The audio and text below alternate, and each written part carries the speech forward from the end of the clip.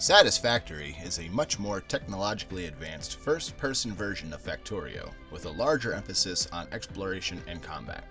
Luckily, the combat being mostly optional. It can be played alone or with multiple friends cooperating together.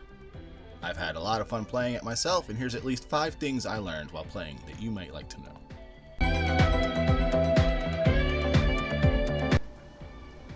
Number 1.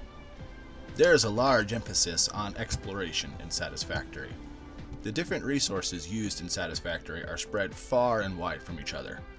Sure, you might have pockets of 4 or 5 veins relatively close to one another, but they are usually all the same material. And you're going to need several sources of each resource, so exploration is key. You're also going to need to do a lot of exploring to find the crashed pieces of the ships that did not make the trip successfully and gather the hard drives from the wreckage for later analysis.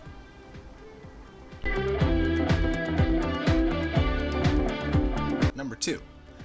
Speaking of exploration, if you explore like I do, then you're going to build a mile-long platform in the sky to get a bird's-eye view of everything and also to avoid the obstacles on the planet's terrain.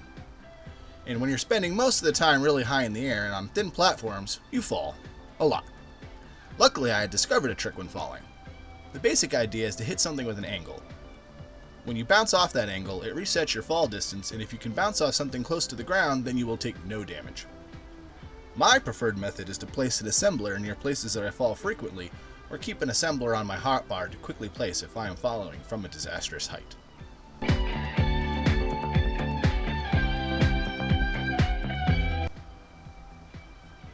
Number 3. One of the other main parts of Satisfactory, aside from base building and exploration, is combat.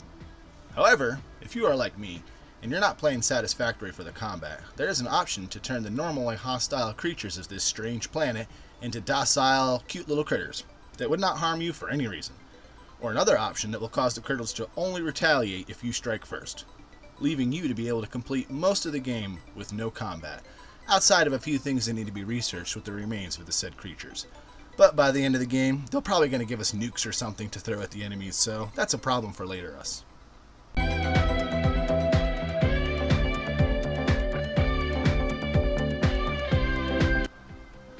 Number 4. When it comes to the factory building part of Satisfactory, the game does not understand the meaning of the word small.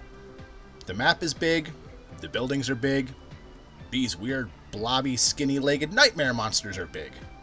So you're going to want to build a really big factory, with an exorbitant amount of extra space in between your production areas. Resources can be easily moved to an open area, but once you are condensed with buildings, you're probably going to have to end up rebuilding later on to accommodate your new needs in production.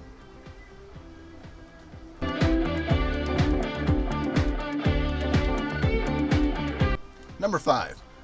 And speaking of rebuilding your base, don't be afraid to.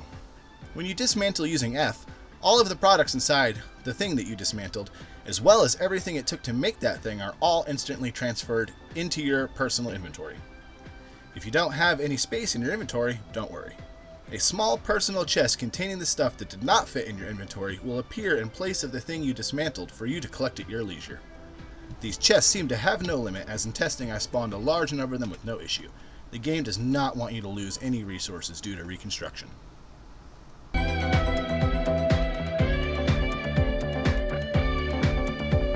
Got some bonus facts. Bonus fact number 1. When building your factory, there are 2 important things to remember. First, remember to zoop when building foundations.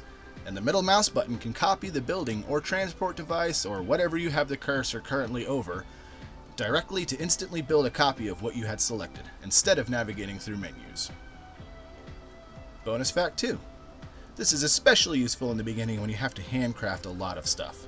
Instead of mousing over the craft button, just tap the space bar one time and it will continuously craft the item you have selected until you run out of the resources to do so. Bonus fact 3. Biomass burners only burn when the power they create will be used. Therefore, if you want some time in between filling your biomass burners with fuel, then simply build more biomass burners into your power network. So, these were some things I learned while playing Satisfactory. Did I miss a good hint you want to share? Leave a comment. Perhaps you've learned something helpful, then maybe show some support to the channel by liking and subscribing if you have not already done so. And if you really want to help support me in making better videos, I have a Patreon at patreon.com/66games. But for now, I appreciate you taking the time to watch my video, and I hope to see you next time.